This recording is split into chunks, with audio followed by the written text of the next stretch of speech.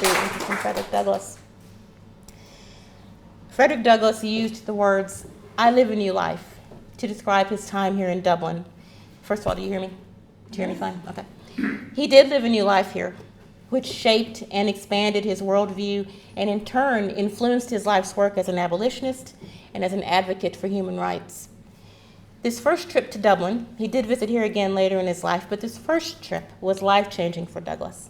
And like any life-altering experience, it changed his perspective in a number of ways. On himself and in what capacity he would be able to serve the cause of freedom in the future. And it changed his perspective on the world, giving him an understanding of the chains of suffering that linked Ireland to the suffering in America. So in examining these changes of perspective that the trip facilitated, I'd like to talk a bit about Douglass's background so that you understand who he was by the time he came to visit Dublin. I'll speak about his trip here.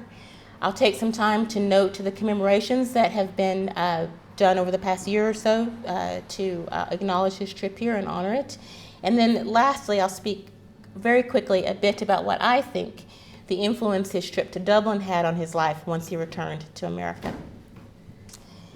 In preparation for my talk, in addition to my own research of Douglass's writings and archival reports of his visit here, I researched the work of Douglass scholars, including William McFeely, David Blight, Tom Chaffin, Lawrence Fenton, and Christine Keneally, as well as historians Eric Foner, John Stauffer, and David Olusoga. All of that information will underscore what I speak about with you tonight. Also, as much as possible, I've used Douglass's own words in this presentation because they're so powerful in transmitting what the experience here meant to him. In the struggle for African American equality and civic inclusion in the United States, before any of the names that some of you would be familiar with, Martin Luther King, Booker T. Washington, W.E.B. Du Bois, Frederick Douglass blazed that trail. He's a towering figure in American history, and the battles that he waged then are still resonant in the United States today. Frederick Douglass was born Frederick Augustus Washington Bailey, a name that he said his mother gave to him. He was born into slavery in Maryland in or around 1818 to Harriet Bailey, who was a slave. All Douglass knew of his father was that he was white. He was never sure of his exact birth date or who his father was. And unfortunately, these uncertainties concerning parentage and exact date of birth were characteristic of the institution of slavery. Douglass was separated from his mother as an infant when she was sent to work at a farm 12 miles away. He was then sent to live with his maternal grandmother, Betsy Bailey, who was also a slave but a good nurse and an expert gardener as well. Douglass saw his mother only 4 or 5 times before her death when he was 7 years old. He was taken from his grandmother when he was 6 to live and work on the Wye House plantation in Maryland. 20 years after escaping slavery, Douglass wrote a letter to Hugh Auld, his master, his former master, and that letter is referenced by historians as "I love you, but hate slavery," from a line in the letter. Douglass wrote it hoping to find out more about his childhood and the people he had been surrounded by. Again, that letter highlights the issues of loss of identity and sense of place that were hallmarks of the institution of slavery. From the Wye plantation, Douglass was given to Lucretia Auld by her father, Captain Aaron Anthony, who owned Douglass. Lucretia's husband, Thomas Auld, sent him to work with his brother Hugh in Baltimore, and at some point Hugh Auld took legal ownership of Douglass. It was against the law to teach a slave to read, but Douglass was taught the alphabet by Hugh's wife Sophia, who also read to him from the Bible. But once Hugh Auld discovered that, he forbade his wife to continue teaching Douglass. From there, Douglass taught himself to read and write. He would later write that from that moment he understood that knowledge was the pathway from slavery to freedom. He was hired out by Auld to work at the docks in Baltimore, and he learned a trade as an expert caulker. But of course, all those wages went to Hugh Auld. Douglass was able to earn a few pennies for himself by polishing boots, but he was always thinking of a way to escape slavery. Historian David Blight argues that working in Baltimore would have been life-changing for Douglass in a number of ways. First, it was a maritime city, so he came into contact with people who were free to travel the world, including black sailors, and people who could teach him more about what the world entailed. There were more free black people than enslaved ones in Baltimore, so he had a lot of exposure to them as well. Ultimately meeting and marrying a free a woman, Anna Murray, who we'll speak about later. He had one book, a cast-off copy of Noah Webster's Speller, and he used that to learn to read. He used the money earned polishing boots to buy the popular school book, The Columbian Orator. Not only did that book teach him the rules of elocution, but the examples of oration in the book, from Socrates, Milton, William Pitt, Benjamin Franklin, and George Washington, among many others, exposed Douglass to ideas, and to American and English poets, clergymen, and statesmen. This book helped Douglass become a believer in the power of ideas and in the power of language in communicating them. It was crucial in helping to shape the perspective and the presentation of the Frederick Douglass who would later visit Dublin. At that point, Douglass was teaching other slaves to read, using the Bible. Word got back to Thomas Auld, who sent Douglass, who was 15 at the time, to Edward Covey. He was a farmer who was known for his brutal treatment of slaves, and he had a notorious reputation for breaking their spirits. Douglass was regularly whipped by Covey, but after numerous whippings, he had a violent confrontation with Covey and was never whipped by him again. Douglass recalled that this confrontation was the turning point in his life as a slave, and it rekindled his desire for freedom. After several failed attempts, Douglass finally escaped in 1838 when he was 20 years old, making it to New York by acquiring papers from a black sailor he had met down on the docks in Baltimore, and then running away from Covey's farm and using those papers to board a train to Delaware. He boarded a steamboat to Philadelphia. From there, once there, he found his way to the train station on Willow Street and boarded a train to New York City. Once he arrived there, he didn't know what to do next. He wandered in New York for several days. He slept by the docks, which would have been comfortable for him to hide, and he finally met a black sailor who took him to meet David Ruggles, who was the secretary of the New York Committee of Vigilance, an abolitionist group that kept watch for escaping slaves and helped them reach safety using a series of safe houses owned by abolitionists, historically referred to as the Underground Railroad. Those abolitionists provided food, warm clothes, and shelter until a fugitive could move on to the next safe house. They also provided very often funds for passage on trains, boats, and carriages as well. David Ruggles had a bookstore and a reading room at 36 Lispenard Street. He took Douglass there and hid him there for several days until he could send for his fiancée, Anna Murray. And Anna Murray was the free black woman he had met in Baltimore while he was in captivity with the Aulds. Murray worked as a house servant, and she had facilitated his escape by providing the money for the train tickets, the steamboat tickets, as well as a sailor's disguise.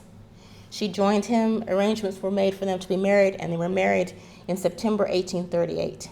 They were married for 44 years until her death in 1882, and they had 5 children together.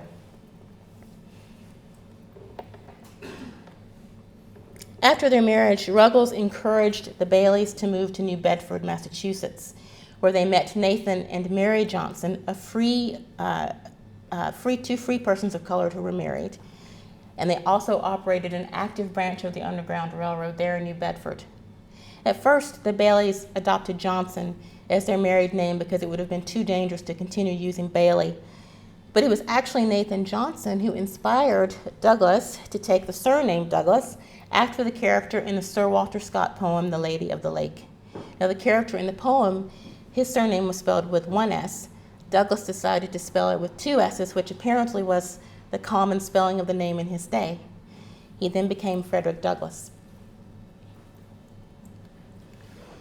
In New Bedford, Douglass began attending abolitionist meetings, and during those meetings, he was exposed to the writings of abolitionist and journalist William Lloyd Garrison. Garrison was a radical abolitionist. He was from Boston and a founder of the American Anti-Slavery Society and the publisher of the very influential anti-slavery newspaper, The Liberator. Garrison and Douglass met when both were asked to speak at an abolitionist meeting, during which Douglass shared his story of slavery and escape. It was Garrison who encouraged Douglass to become a speaker and leader in the abolitionist movement. Garrison is important in understanding Douglass's story, as he and Douglass developed a very close friendship, and Douglass's correspondence with Garrison throughout his trip here has helped historians understand what that trip meant to Douglass. By 1843, Douglass had become part of the American Anti-Slavery Society's lecture circuit. But this fight against slavery by the abolitionists was not only words. It was persuasion and deeds as well, petitioning, founding anti-slavery newspapers such as Garrison's paper, political action, and harboring fugitive slaves. However, the spread of knowledge concerning the realities of slavery was also vital. Garrison understood that, and he encouraged Douglass to write the story of his enslavement and escape from slavery. Douglass himself felt that he had to write it because of insinuations and outright statements from the audiences at his lectures that he had not been a slave. Douglass wrote, "People doubted if I had ever been a slave. They said I did not talk like a slave, look like a slave, nor act like a slave. They said, he didn't tell us where he came from, what his master's name was, and how he got away. Of course he couldn't. Besides, he is educated, and is in this a contradiction of all the facts we have concerning the ignorance of slaves. I resolved to dispel all doubt by such a revelation of facts as could not be made by any other than a genuine fugitive." 2 years later, Douglass published the first and most famous of his 3 autobiographies, Narrative of the Life of Frederick Douglass, an American Slave. The book was published by the Anti-Slavery Office in Boston in June 1845, and by the autumn, 4,500 copies had been sold in the U.S. There went on to be 3 European editions, the first one published here in Dublin, and within 5 years, 30,000 copies had been sold.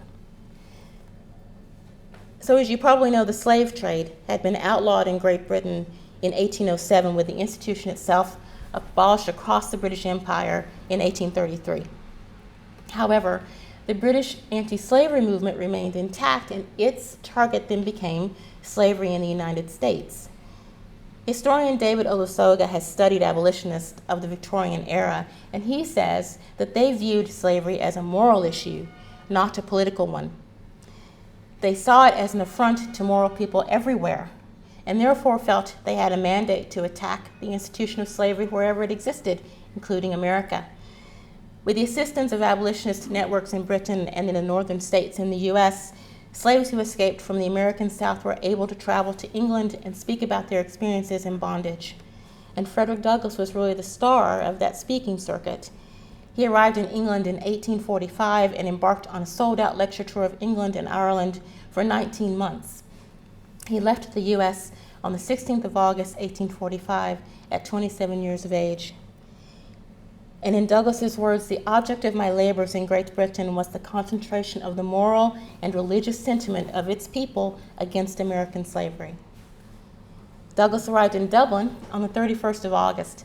And the themes of his talks in Dublin were his core anti-slavery message, corollary talks that targeted American churches' links to slavery, and he also spoke in support of temperance.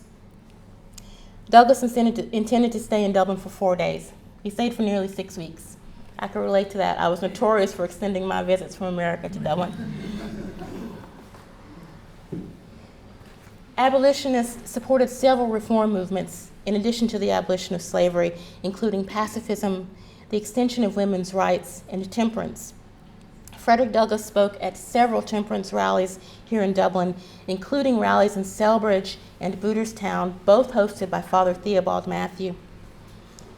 Tom Chaffin recounts the letter that James Houghton, an abolitionist and an attendee at the Selbridge rally on 1st September 1845, the letter he wrote to the editor of Dublin's Freeman's Journal, which read in part, "Our meeting in Selbridge was rendered remarkable in the presence of Frederick Douglass. a colored man who was, only a few years ago, a slave in America, but who had the manliness and the courage to assert his right to liberty by running away from bondage. Mr. Douglass is a fine-looking man, possessed of a full flow of natural eloquence. He spoke warmly in favor of teetotalism and was much applauded. Douglass also spoke on temperance at the Richmond Bridewell Penitentiary here in Dublin, and one of its most famous prisoners, as you may know, was Daniel O'Connell, who was held there for 3 months only 2 years earlier in 1843, after his proposed meeting in Clontarf supporting the repeal of the Union was declared illegal. But it seems that the opportunity to speak on an issue other than slavery, that his opinion would have carried as much value as those of white speakers, meant a lot to Douglass. In a letter to Garrison regarding the overwhelming number of invitations he received to speak at temperance rallies, Douglass wrote, "I have invitation after invitation to address temperance meetings, which I am compelled to decline. How different from my treatment at home. In this country, I am welcomed to the temperance platform side by side with white speakers, and am received as kindly and warmly as though my skin were white." And that letter to Garrison brings up an interesting point about American abolitionists. As historian Eric Foner points out, while abolition was the first racially integrated social movement in America and the first one to put equal rights for African Americans at the center of its political agenda, it was also very much a product of its time and place. Because of that, white males were in the decision-making positions. Even Douglass wrote that after a year or two on the American anti-slavery lecture circuit, he had been reading more, he wanted to add more about the philosophy of American freedom to his lectures, but he was told, "You just tell your story, we'll handle the philosophy."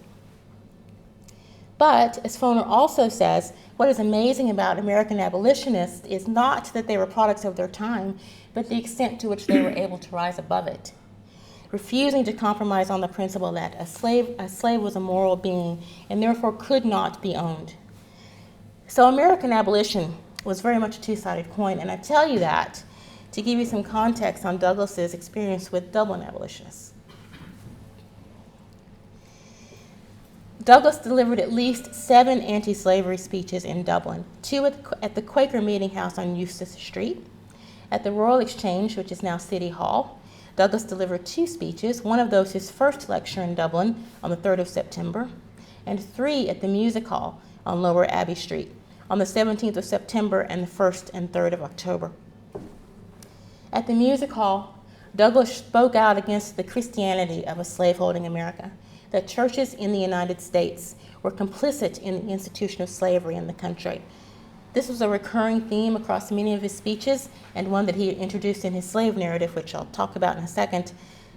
But he said at that speech that night, "The man who wields the blood-clotted cowskin during the week fills the pulpit on Sunday and claims to be a minister of the meek and lowly Jesus."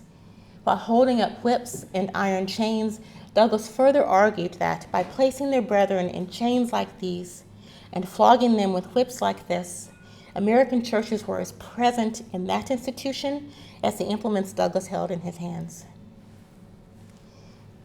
Within his first 2 weeks in Dublin, Douglass spoke at a meeting chaired by the Lord Mayor, John L. Arabin. He was then invited by the Lord Mayor to dine at the Mansion House. Douglass wrote to Garrison that it was a pity there was not an American Democratic citizen there to say he wasn't welcome. He went on to write, though, "The truth is, the people here know nothing of the Republican Negro hate so prevalent in our glorious land. They measure and esteem men according to their moral and intellectual worth, and not according to the color of their skin. Whatever may be said of the aristocracies here, there is none based on the color of a man's skin." In Dublin, Douglass stayed with the family of Hannah and Richard Webb and their 4 children on Pierce Street. The Webbs were Quakers, and Richard Webb was a printer by trade and very active in abolitionist circles. In 1837, along with James Houghton, who I mentioned earlier, who was a Unitarian, Richard Webb and Richard Allen, who was also a Quaker and born here in Harold's Cross, founded the Hibernian Anti-Slavery Society, which focused on American slavery, and they aligned themselves with William Lloyd Garrison. Webb and Allen actually met Garrison in London at the World Anti-Slavery Convention in 1840. They became friends. Webb went on to host Garrison and several other American abolitionists as they came through Dublin on the lecture circuit for the American Anti-Slavery Society. Webb was aware of who Douglass was and of the publication of his narrative, so he became interested in publishing an edition of the narrative on this side of the Atlantic and to hosting Douglass and arranging a lecture tour for him here in Dublin. The publication of his narrative here was transformative for Douglass. If you take a look at the narrative, you'll see that it contains a preface from William Lloyd Garrison and a letter from Wendell Phillips, both prominent abolitionists.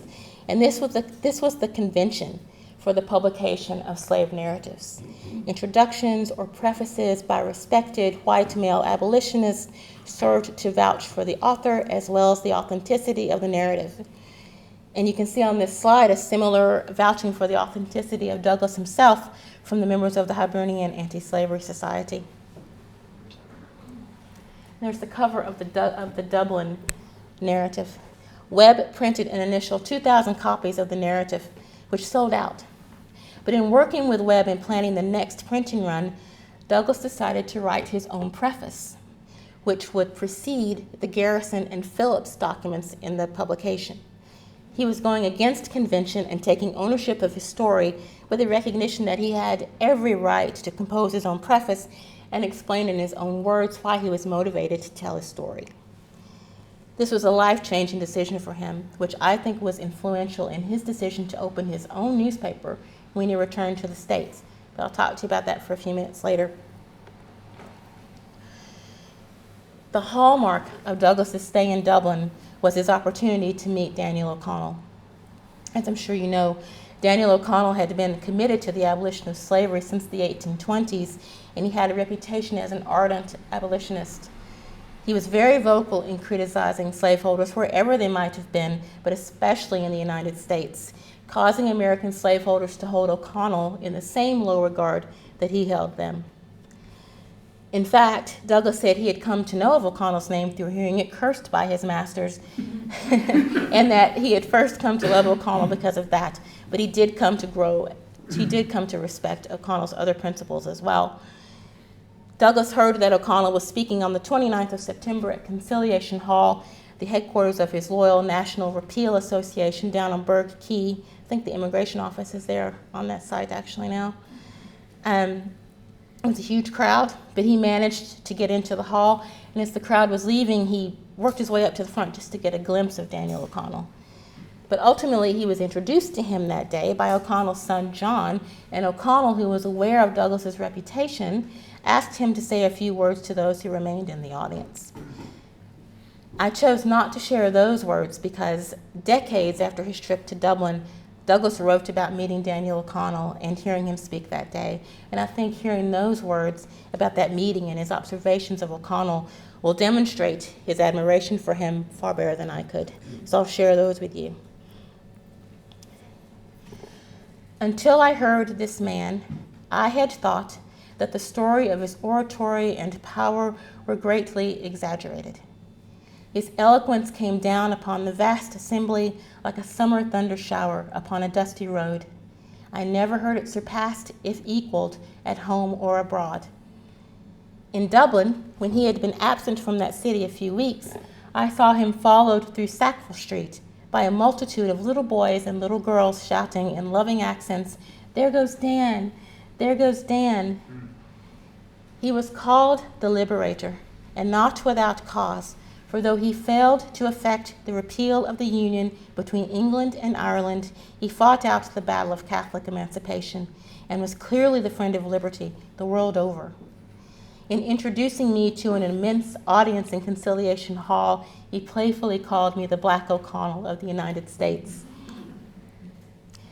No transatlantic statesman bore a testimony more marked and telling against the crime and curse of slavery than did Daniel O'Connell. He would shake the hand of no slaveholder, nor allow himself to be introduced to one if he knew him to be such. when the Friends of Repeal in the southern states sent him money with which to carry on his work, he, with ineffable scorn, refused the bribe and sent back what he considered the blood-stained offering, saying he would never purchase the freedom of Ireland with the price of slaves.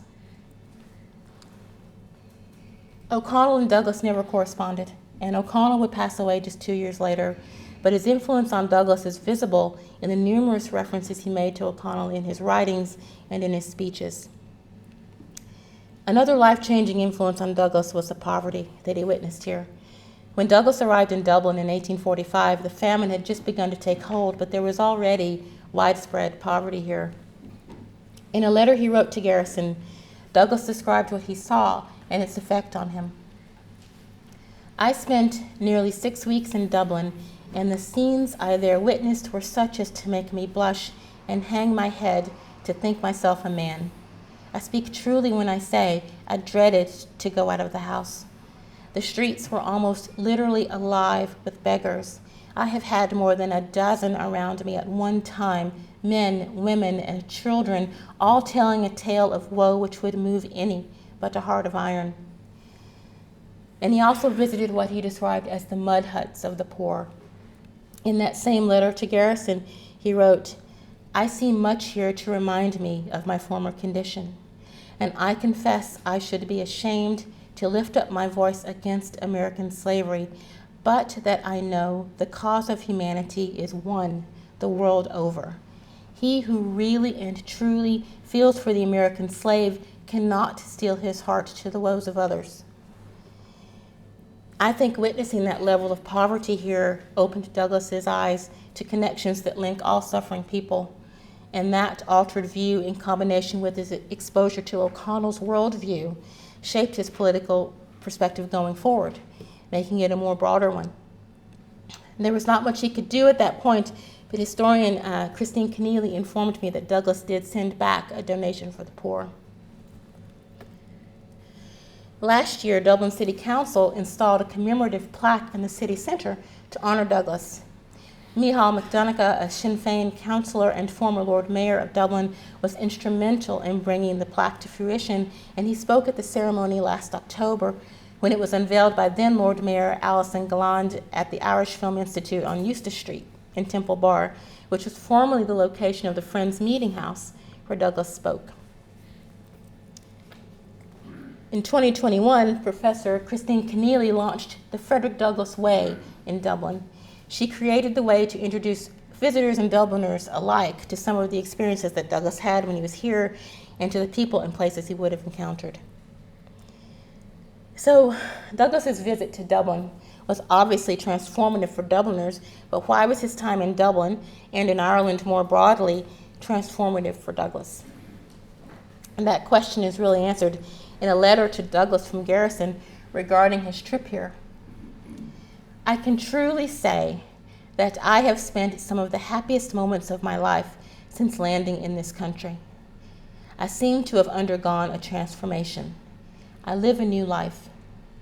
The warm and generous cooperation extended to me by the friends of my despised race, the prompt and liberal manner with which the press has rendered me its aid, the deep sympathy for the slave and the strong abhorrence for the slaveholder everywhere evinced, the cordiality with which members and ministers of various religious bodies and of various shades of religious opinion have embraced me and lent me their aid, the kind hospitality constantly proffered to me by persons of the highest rank of society, and the spirit of freedom that seems to animate all with whom I come in contact, contrasted so strongly with my long and bitter experience in the United States that I look with wonder and amazement upon the transition.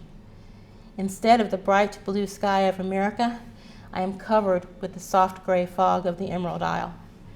I breathe, and lo, the shadow becomes a man. And it's really breathtaking language there, describing his trip here.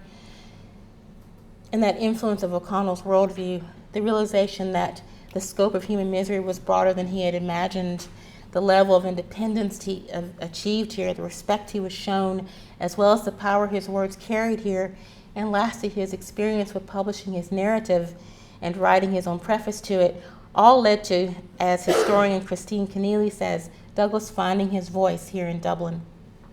Finding his voice here, then, I would argue, profoundly shaped his life and his work when he returned home to the United States in 1847. Nervous about the possibility of being caught by slave catchers and re-enslaved upon his return to the States, but financially unable to bring his family to join him in England, Douglass was grateful for the efforts of Ellen and Anna Richardson, Quaker abolitionists from Newcastle, who raised 150 pounds to buy his freedom.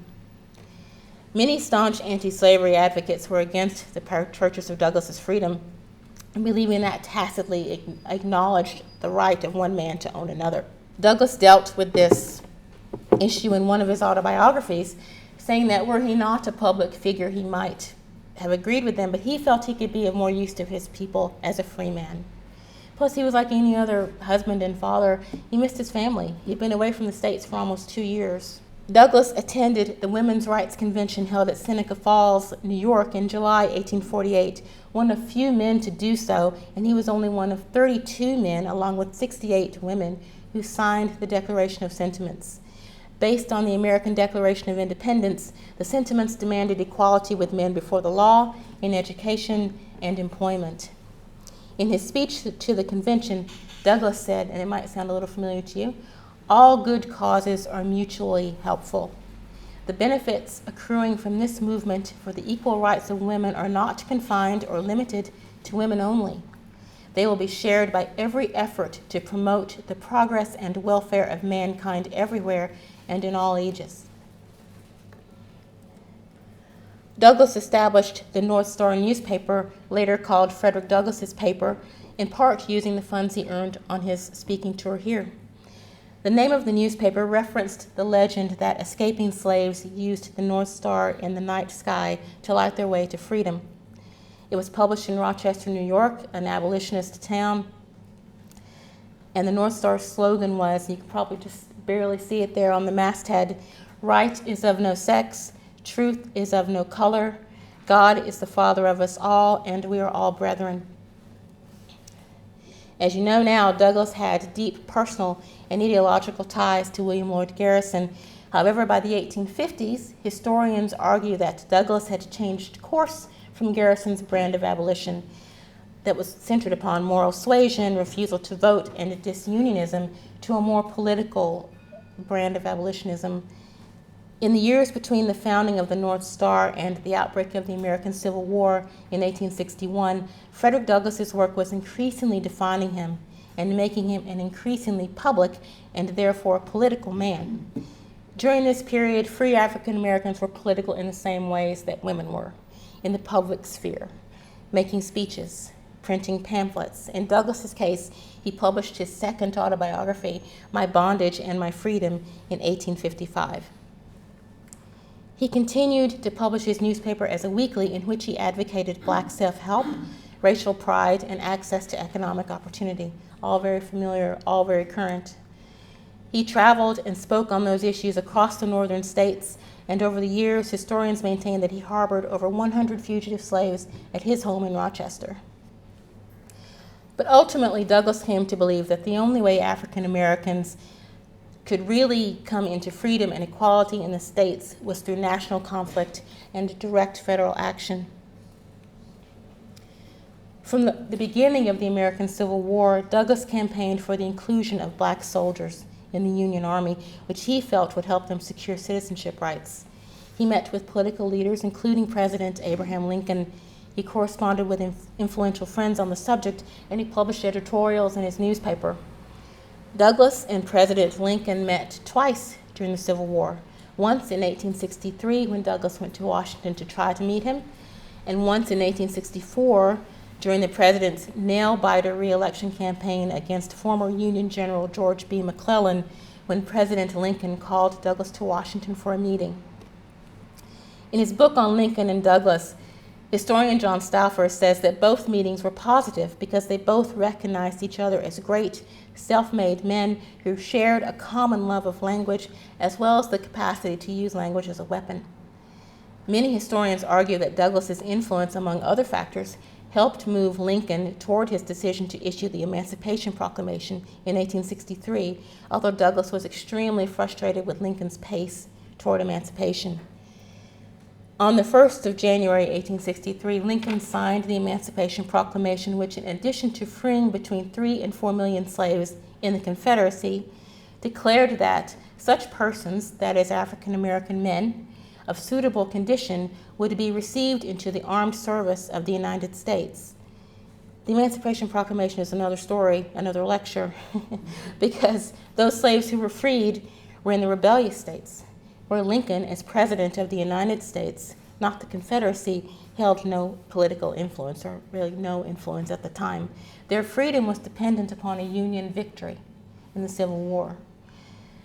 However, under the terms of the Emancipation Proclamation, President Lincoln gave orders to the abolitionist governor of Massachusetts, John Andrew, to raise soldiers for the 54th and 55th Colored Massachusetts Regiments. This slide is the memorial on the Boston Common in tribute to the Massachusetts 54th. Douglass's sons, Charles and Lewis, were among the first African American recruits to join the 54th Massachusetts Regiment. As you would expect, Douglass was actively involved in the recruitment of African American soldiers for the Union Army. He traveled all over the northern U.S. to attend recruitment meetings and, of course, lobbied for recruitment in his newspaper. Douglass did ultimately criticize President Lincoln over the treatment of African American soldiers in the Union Army. The fact that they were paid half of white soldiers' salaries and that they were not promoted for valiant service. However, he believed in the power of service to the country in creating opportunities for social and political equality. He said, "Once let a black man get upon his person the brass letters U.S., and there is no power on earth which can deny that he has earned the right to citizenship in the United States." That was a strategy taken up by civil rights activists in the 20th century as they fought to have African Americans serve in the U.S. military in a meaningful way before President Harry S. Truman desegregated the military in 1948. I believe that Douglass honed the tools for that fight and so many others that he took up across his life here in Dublin. In conclusion, Douglass's trip to Dublin was instrumental in his personal and professional development through the influence of Daniel O'Connell's worldview. Witnessing the aspects of human misery that existed outside of the institution of slavery in America and the autonomy that he experienced here, both in presenting his ideas in public and in presenting his narrative. Glasgow-based poet Tawan Asatwale, who has been inspired by Douglass, said, "Frederick Douglass had a vision, and it's difficult carrying a vision because not everyone around you can see it. The abolition of slavery, civic inclusion for African Americans, the extension of women's rights and human rights, along with the understanding that his words carried weight and could effect change, were all part of Douglass's life's work and vision, and I believe the foundation of that vision was formed here in Dublin." Thank you.